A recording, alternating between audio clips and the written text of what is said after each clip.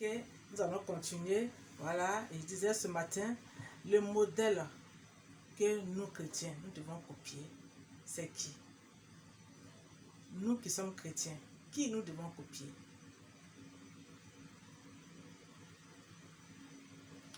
Moi, je pense évidemment c'est Christ. C'est pourquoi nous portons ce nom qui nous a été donné à Antioche pour la première fois, chrétien. C'est parce que nous copions Christ que nous sommes appelés chrétiens. Si tu ne copies pas Christ, tu ne peux pas être chrétien. C'est Christ qui est pleinement humain. C'est Christ qui est pleinement divin. Qu'est-ce qu'il attend de nous? Étant ses enfants, étant, oui, ses imitateurs. Qu'est-ce que Christ attend de nous? C'est Christ qui est pleinement Dieu, qui est pleinement humain. Nous ne pouvons pas avoir la référence qu'il est. Nous passons à côté. Nous ratons notre cible. Étant pleinement Dieu, étant pleinement humain, Christ est véritablement la référence spirituelle et éthique de toute personne. Je dis bien de toute personne qui est appelée à le suivre. Il est la référence spirituelle et éthique de toute personne qui est appelée à le suivre. Donc quand on dit on veut suivre Jésus, on est obligé de faire un tant soit peu comme lui. C'est pourquoi il a pris la condition humaine pour dire qu'en tant qu'humain, nous pouvons le faire. Il y en a qui relèvent de la condition divine. Là encore, on va dire que ça relève de lui, c'est pour lui, ça c'est lui ce qu'il peut faire. Mais le côté humain, c'est-à-dire qu'il est venu sur la terre, c'est-à-dire que tout ce qu'il a fait sur la terre, là, nous en tant qu'humains, nous pouvons le faire. C'est de ça qu'il s'agit. Et il nous a montré plusieurs fois les exemples, comment il faut le faire. Qu'est-ce que tu dois faire pour faire comme lui? Comment tu dois faire pour arriver à faire ce qu'il fait? Il nous a expliqué cela en long et en large, d'où les évangiles que nous avons dans la Bible.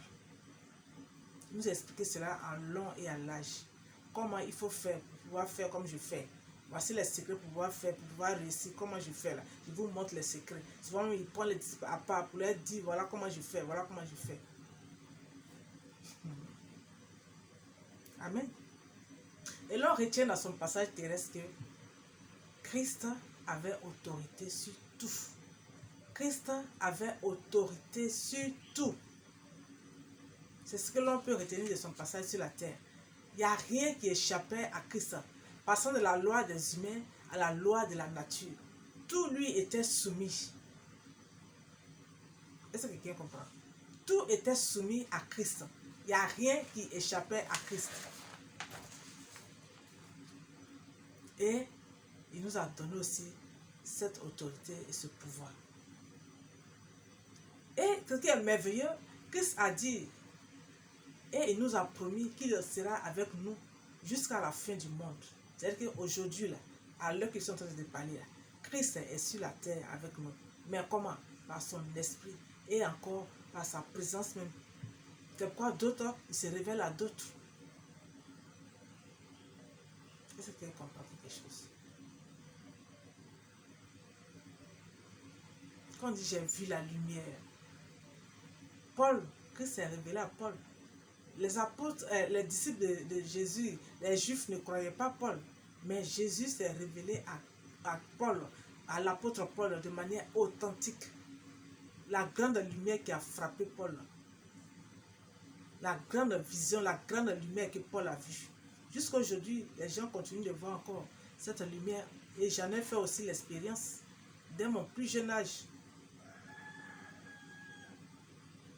Il a dit, il sera avec nous jusqu'à la fin du temps. Donc, efforce-toi à voir cette lumière. Efforce-toi. Maintenant, ce qu'il continue de soumettre, s'il est avec nous, c'est qu'il continue de soumettre tout sous ses pieds.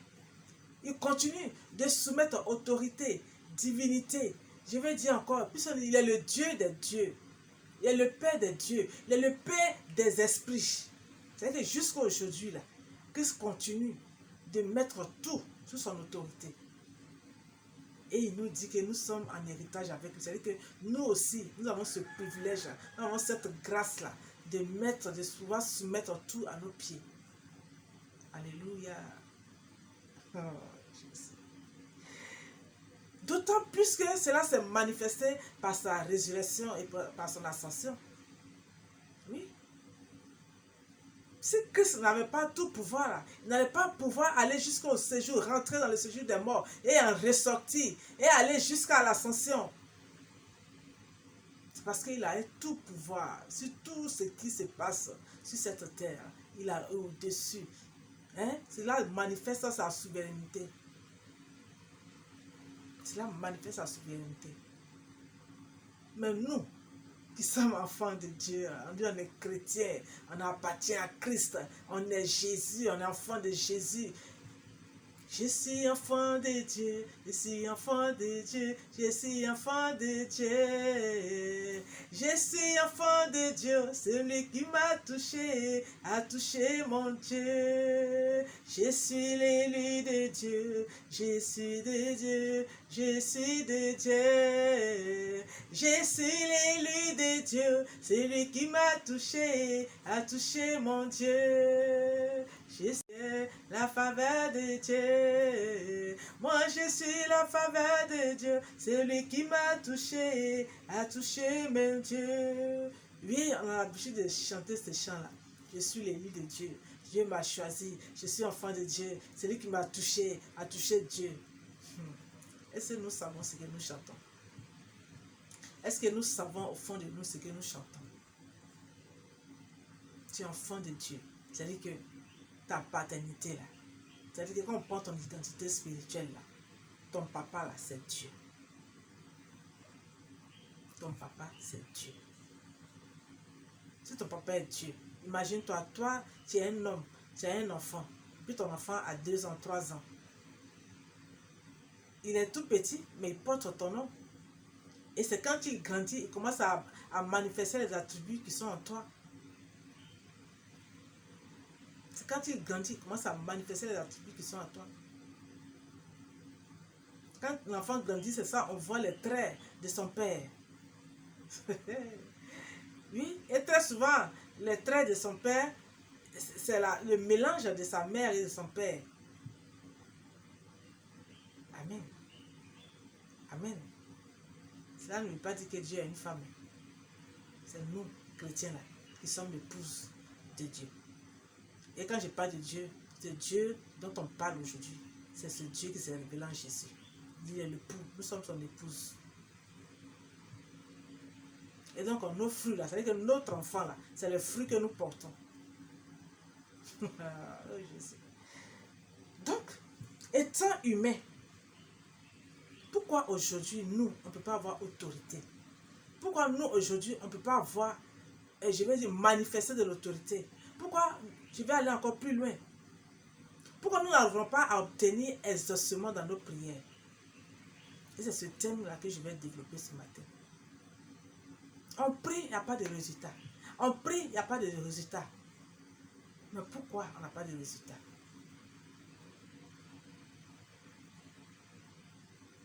Pourquoi? Alors que Jésus dit que si on lui demande toutes choses, là, il nous donne. Mais pourquoi on lui demande et puis on ne gagne pas?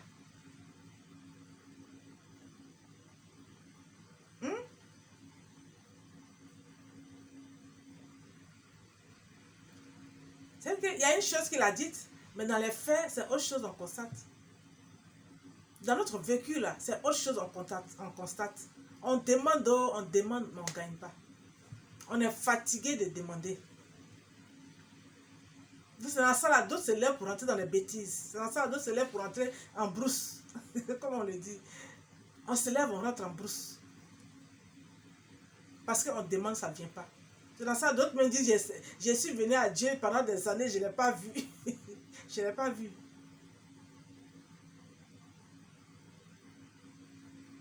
Oui, mais pourquoi?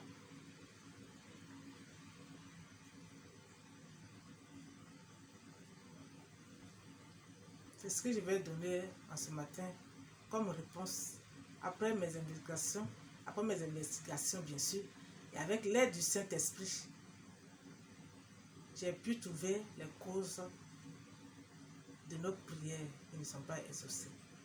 Et sur ce matin, nous allons échanger dessus. Je vais vous faire écouter. Voilà, pour que cette année qui est en train de finir là, ne soit pas pareille comme l'année qui va venir par laquelle Dieu va nous faire la grâce. Que cette année qui va venir là, ne soit pas pareille que cette année. Que ta position ne soit plus la même position. Du moins, arrange-toi pour que ta prière aussi soit exaucée, pour que tu vives aussi la vie de Dieu dont on parle. Et ce matin, ce dimanche-là, ce premier dimanche de décembre, hein? Décembre qui couronne l'année 2011, nous ne pouvons pas l'attaquer comme ça, sans réfléchir à qu'est-ce qui n'a pas marché, sans réfléchir à qu'est-ce qui a marché et comment j'ai fait, et pourquoi l'autre ça ne marche pas, sans réfléchir à notre relation intime avec celui qui nous a mis sur cette terre. Toutes ces choses, décembre est fait. Si les entreprises s'asseyent pour faire leur bilan, pourquoi étant humain, nous ne pouvons pas faire aussi notre bilan en décembre? Oui, les entreprises qui nous donnent les jouissances temporaires, les salaires, tout ça, à la fin de l'année, elles s'asseyent. Voilà, demandez aux comptables, aux analystes comptables, comment on appelle, c'est à quel nom encore là? Toutes ces personnes qui font le bilan de l'entreprise en fin d'année, là, demandez-leur ce qui se passe. Mais si tu arrives à faire le bilan d'une entreprise en fin d'année, et toi-même, toi l'homme qui constitue l'entreprise, est-ce que tu as pensé un peu à faire ton bilan aussi? Voici décembre. Et dans ce décembre-là, comme ça on a choisi au moins 21 jours pour pouvoir réfléchir, pour pouvoir aborder une nouvelle année, pour pouvoir dire merci à Dieu, rendre grâce à Dieu pour l'année qui est achevée.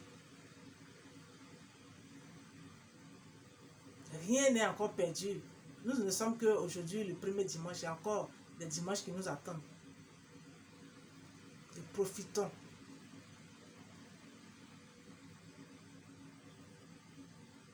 Pour avoir un départ plus approprié selon le regard divin dans cette nouvelle année qui arrive. Et sur ce matin, je vais dire comme ça, pourquoi nous ne sommes pas exaucés? Pourquoi?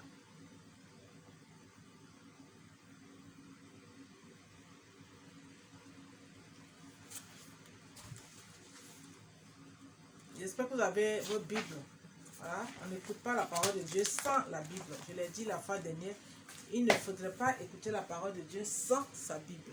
À chaque fois que tu veux écouter la parole de Dieu, aie ta Bible à côté de toi. Ça te permettra de savoir un peu de quoi il s'agit. Et ça va t'amener à être habitué à ta Bible. Tu vas connaître des notions dans la Bible. C'est parce que nous ne connaissons pas la Bible que souvent l'ennemi nous ment, l'ennemi nous blague et souvent on tombe dans ces pièges. Mais si on apprend à connaître la Bible, il y a beaucoup de choses que nous allons éviter et nous allons être exaucés véritablement. Si c'est notre premier point en ce matin par lequel nous ne sommes pas exaucés quand nous prions, c'est notre manque de communion avec le Seigneur Jésus-Christ. Oui, nous manquons de communion. Tout à l'heure, j'ai dit que Christ a dit que si nous nous demandons toutes choses, il nous donne. À l'introduction, c'est ce que j'ai dit. Il dit toutes choses que nous nous demandons, il nous donne. Mais avant de dire toutes choses que nous nous demandons, il nous donne. Qu'est-ce qu'il dit? Il dit si vous demeurez en moi et que mes paroles demeurent en vous, il y a une condition. Pour que toutes choses qu'on demande à Christ nous donne, il faut que nous demeurons en Christ. C'est lorsque nous demeurons en lui et que ses paroles demeurent en nous. C'est-à-dire que Christ est les paroles là. C'est-à-dire qu'une fois que tu demeures en lui, automatiquement ses paroles viennent en toi. C'est disait la fois dernière, Christ n'est pas, il n'a pas seulement que la parole, mais il est la parole qui s'est fait chair. Donc quand tu demeures avec cette parole-là, elle entre en toi. nous avons vu dans la Bible tout ce que Christ a prononcé comme parole. Est-ce qu'il y avait quelque chose de mauvais dedans? Donc, cette parole-là entre dans notre cœur. Elle entre dans notre cœur. Elle devient notre quotidien. On marche avec elle. Elle est tapie en nous. On fait tout avec cette parole. C'est ainsi que lorsque nous demandons quelque chose, nous l'avons automatiquement.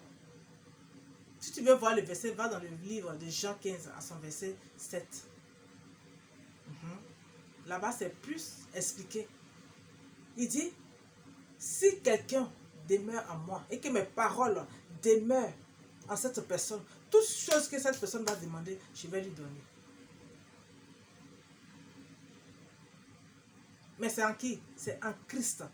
Tu n'es pas en Christ, tu vas avoir. Tu n'es pas en Christ, tu demandes, tu vas recevoir. Il faut être d'abord en Christ. Oui. Et en Christ là, l'apôtre Paul a insisté dessus. En Christ là, l'apôtre Paul a insisté sur le fait d'être en Christ. Il a parlé de quoi? La position. Quand tu dis que tu es en Christ, ça veut dire que tu dois changer de position. Tu dois quitter là où tu es pour venir à Christ. Il a parlé de l'appartenance. C'est-à-dire que tu dois appartenir à Christ pour dire que tu es en Christ. Tu dois appartenir. C'est-à-dire que tu dois appartenir totalement à Christ. C'est dans ça que tu peux avoir toutes tes promesses, toutes tes grâces. Et par le moyen de Christ, Christ est l'instrument par lequel tu dois être béni. Parce que Christ est passé par la croix pour te donner la bénédiction. Donc si tu n'es pas en Christ, laisse-moi te dire, il y a des choses que tu vas demander, tu ne vas pas avoir. Il y a des choses qui vont te tenir à cœur, tu vas demander, tu ne vas pas avoir. Parce que tu n'es pas en Christ. Ça, c'est la première condition. Si nous n'avons pas de communion avec le Seigneur Jésus, nous allons demander, nous n'allons pas avoir. Ça, c'est le premier point. Le second point, nous manquons de piété. Oui, nous manquons de piété. Si on manque de piété, on ne peut pas être exaucé. Oui. Dans le livre de Hébreux 5, qu'est-ce qu'il a dit? Il dit c'est avec les cris et les larmes, par les prières et les supplications, que c'est véritablement le modèle que nous copions. Comment Christ a fait et puis il est exaucé? Comment il a fait pour être exaucé?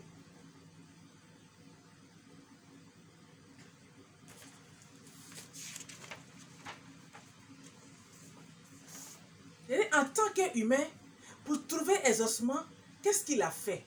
Parce qu'il est venu sur la terre. Quand il est venu sur la terre, pour la condition humaine. Mais en tant qu'humain, qu'est-ce qu'il a fait exactement?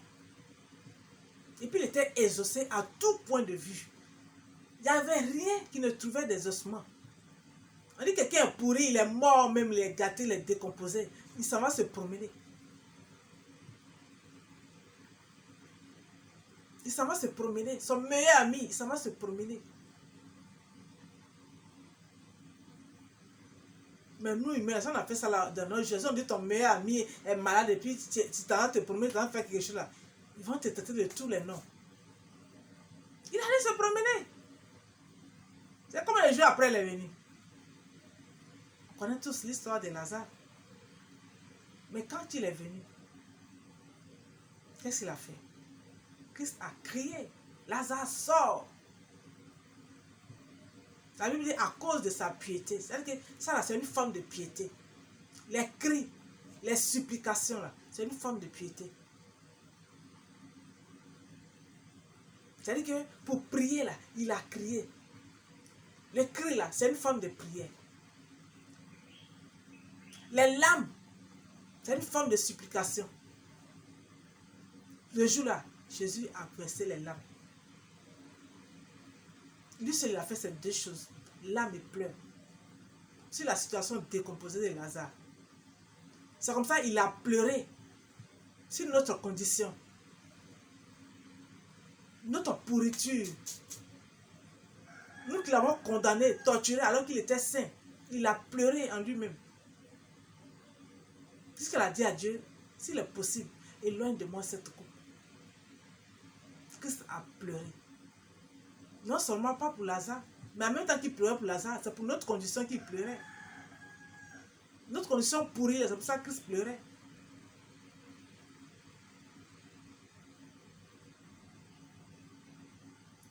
Les cris et les supplications, ce sont les formes de piété.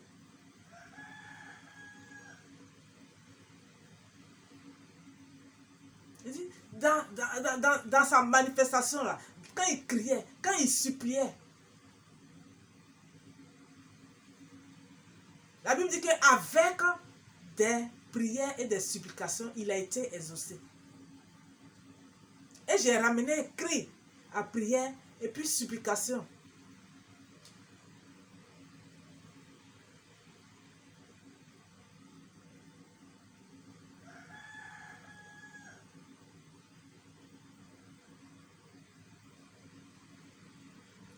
Amen.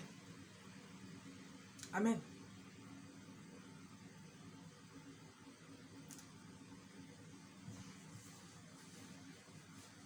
Lorsque Christ criait et il pleurait avec les larmes, la Bible dit qu'il s'adressait à celui qui devait le sauver de la mort. Vous avez vu dans la souffrance ce que Christ a fait. Il a été exaucé. Il a été ressuscité. Il n'est pas resté dans la mort. Son problème a eu solution. Sa décomposition a eu solution.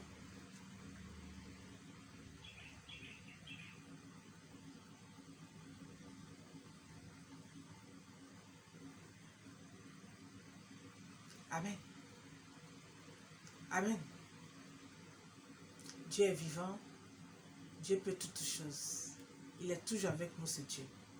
En tant qu'humain, voici comment on peut être exaucé. En tant qu'humain, voici comment nous pouvons être exaucés. Tu as une situation. Nous l'avons vu dans la Bible, dans la parole de Dieu. Toutes les personnes qui ont crié, qui ont supplié Jésus, ont eu exaucement. Personne n'est resté en dehors de cela. Toute personne qui a crié, qui a supplié Jésus, a eu exaucement. Jésus nous a montré le modèle. Il a dit qu'il est notre référence spirituelle et l'éthique. C'est que tout ce qu'il a fait là, si nous arrivons à le faire là, tout ce qu'il a eu comme résultat là, nous allons l'avoir. Parce que nous sommes en lui. Mais étant en dehors de lui, on ne peut pas. Ce n'est pas possible. C'est pourquoi quand tu es en Christ, souvent même des choses que tu fais, les gens vont te traiter de fou, mais de folle. Mais la folie de Jésus là, c'est cette folie là qui l'a mené à la croix. Cette folie que les hommes ont dit que c'est la folie de la croix là. C'est comme ça, parce qu'il était Dieu.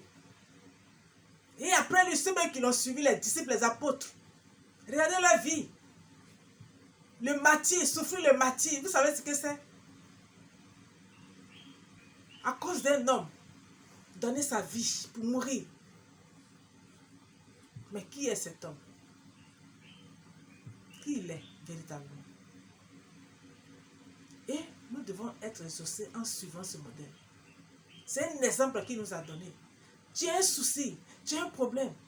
Crie, supplie. Toute personne qui a crié à Jésus a été exaucée. Toute personne qui l'a supplié a été exaucée.